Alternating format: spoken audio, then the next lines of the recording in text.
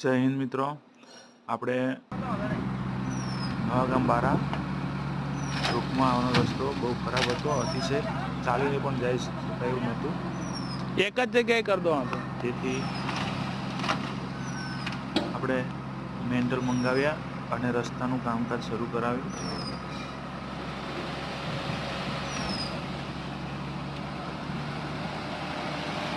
પાંચ ગાડી મેન્ટર પઠાવીને રસ્તાનું કામ ચાલુ થઈ ગયું છે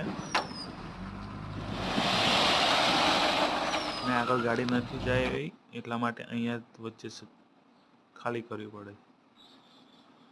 જીસીબી પણ આવી ગયું. આગળ રસ્તો ખરાબ હોવાથી વચ્ચે ખાલી કરાવી પછી આપણે આગળ